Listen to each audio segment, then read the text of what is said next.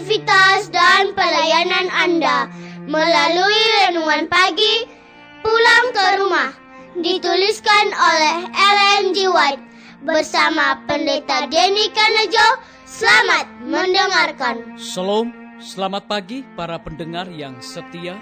Selamat menikmati hari yang baru, selamat menerima berkat Tuhan melalui audio Renungan Pagi. Renungan Pagi saat ini tanggal 11 Mei 2020 berjudul Belajar dengan Doa yang Sungguh-Sungguh. Ayat inti kita terambil dari buku Roma pasal yang ke-15 ayat yang ke-4. Demikian firman Tuhan. Sebab segala sesuatu yang ditulis dahulu telah ditulis untuk menjadi pelajaran bagi kita, supaya kita teguh berpegang pada pengharapan oleh ketekunan dan penghiburan dari kitab suci. Mari kita ikuti penjelasannya. Mereka yang tidak mau menerima kebenaran Alkitab yang terang, jelas, dan tajam, senantiasa mencari cerita-cerita dongeng yang akan mendiamkan hati nurani. Semakin kurang rohani, kurang penyangkalan diri, dan merendahkan doktrin-doktrin yang dikemukakan, semakin besar kesukaan dengan mana mereka diterima. Orang-orang ini meremehkan kuasa intelektual untuk memuaskan keinginan-keinginan daging mereka. Oleh karena kesombongannya, mereka tidak perlu menyelidiki Alkitab dengan jiwa yang menyesal dan doa yang sungguh-sungguh memohon tuntunan ilahi.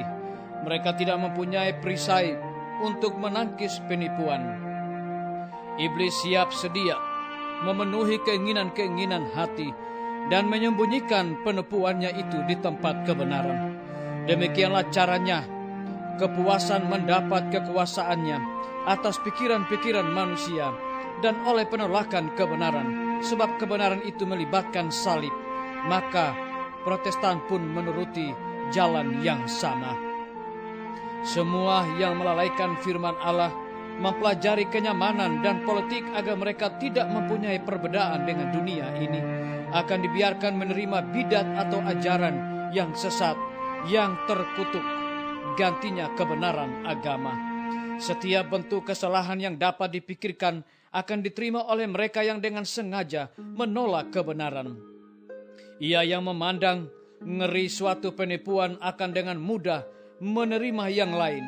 Rasul Paulus berbicara mengenai sekelompok orang yang tidak menerima dan mengasihi kebenaran yang dapat menyelamatkan mereka.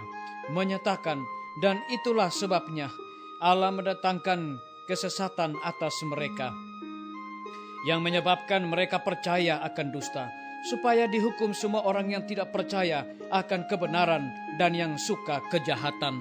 Dicatat di dalam 2 Tesalonika 2 ayat 10 dan ayat 12. Dengan amaran seperti itu di hadapan kita, kita perlu waspada mengenai doktrin-doktrin yang kita terima. Di antara yang paling ampuh dari agen-agen penipu besar itu ialah ajaran-ajaran yang menyesatkan dan mujizat-mujizat palsu spiritisme. Dengan menyamar sebagai malaikat terang, yang menyebar jaringan di tempat yang paling sedikit dicurigai. Seandainya saja orang yang mempelajari buku Allah dengan doa yang sungguh-sungguh, agar mereka bisa mengerti, mereka tidak akan ditinggalkan di dalam kegelapan untuk menerima doktrin-doktrin palsu. Tetapi oleh karena mereka menolak kebenaran itu, mereka jatuh menjadi mangsa penipuan.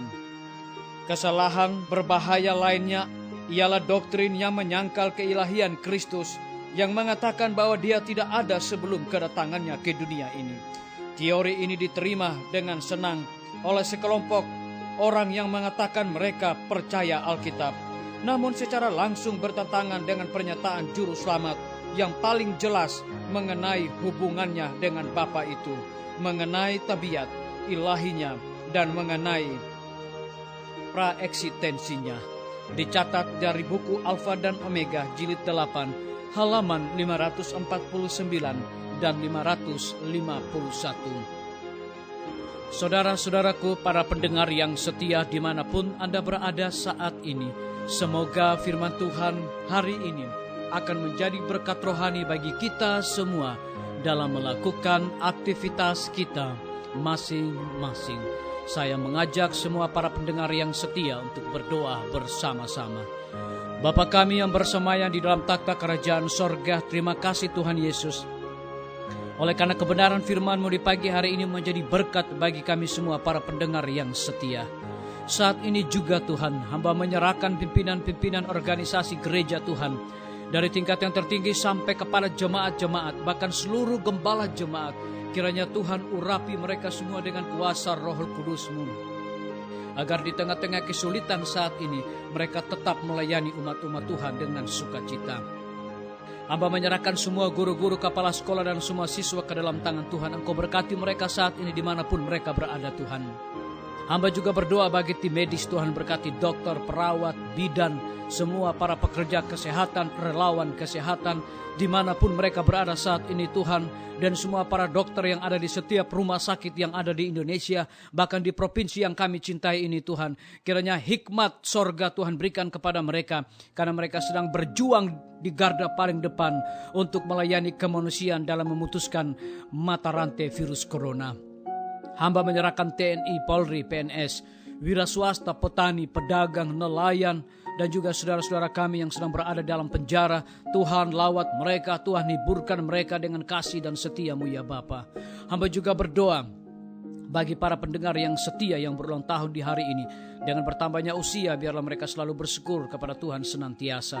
Hamba menyerahkan pemerintah kami dari tingkat yang tertinggi sampai kepada pemerintahan yang paling terendah, yang ada di desa-desa bahkan RT-RT. Kiranya hikmat sorga Tuhan berikan kepada mereka dalam mengatasi kesulitan hidup saat ini. Terima kasih Tuhan Yesus.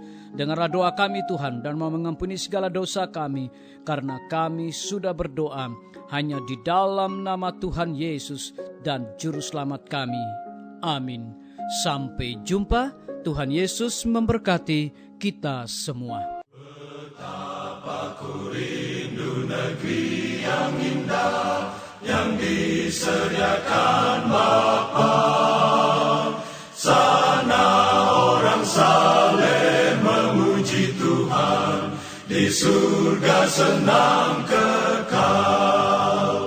Ku rindu ke surga, sana rumahku, rindu masuki gerbang mutiara, tak pernah bersusah atau gentar, di surga ku hidup.